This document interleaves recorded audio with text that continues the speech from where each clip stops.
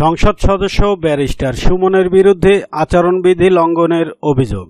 হবিগঞ্জ ৪ আসনের সংসদ সদস্য ব্যারিস্টার সৈয়দ সায়েদুল হক সুমনের বিরুদ্ধে চুনারুঘাট উপজেলা নির্বাচনে এক চেয়ারম্যান প্রার্থীর পক্ষে প্রচারণার অভিযোগ উঠেছে। গতকাল শনিবার সহকারী রিটার্নিং কর্মকর্তা ও চুনারুঘাট উপজেলা নির্বাহী কর্মকর্তার কাছে এ অভিযোগ করেছেন মোহাম্মদ আবু তাহের নামের একজন চেয়ারম্যান প্রার্থী। অভিযোগে বলা হয়, ক্ষমতার অপব্যবহার করে সংসদ সদস্য সায়েদুল হক পছন্দের চেয়ারম্যান প্রার্থী রায়হান আহমেদের পক্ষে ভোট চাওয়া, অনুদান ঘোষণা এবং নগদ অর্থ প্রদানের অঙ্গীকার করে যাচ্ছেন।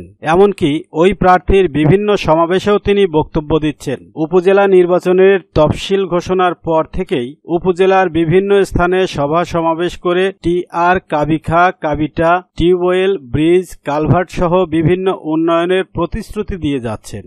একই সভায় তার স্বজন রায়হান আহমেদকে নির্বাচিত করার জন্য ইশারা ইঙ্গিত ও প্ররোচনা দিয়ে ভোটারদের মধ্যে প্রভাব বিস্তার করছেন। তিনি চেয়ারম্যান প্রার্থী রায়হানের কাছ থেকে টাকা নিয়ে সম্প্রতি সাটিয়াজুর ইউনিয়নের শিলপাড়া এলাকায় একটি ট্রান্সফরমার লাগিয়েছেন এবং সেখানে সভায় তাকে ভোট দেওয়ার আহ্বান জানিয়েছে। তিনি তার বাসায় বিভিন্ন পর্যায়ের রাজনৈতিক নেতাকর্মী ও গণ্যমান্য ব্যক্তিকে ডেকে এনে রায়হানের মোটরসাইকেল প্রতীকের পক্ষে কাজ করার জন্য অনুরোধ ও আহ্বান জানাচ্ছেন।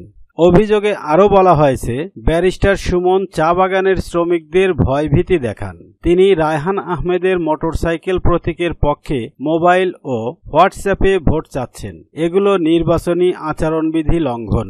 আগামী ৫ জুন চুনারুঘাট উপজেলা পরিষদের নির্বাচন হবে। এ ব্যাপারে চুনারুঘাটের ইউএনও ও সহকারী রিটার্নিং কর্মকর্তা আয়েশা আক্তার বলেন, তিনি অভিযোগ পেয়েছেন। অভিযোগের ব্যাপারে জানতে সংসদ সদস্য সৈয়দ সায়েদুল হকের মুঠোফোনে যোগাযোগ করা হলে তিনি কল ধরেননি।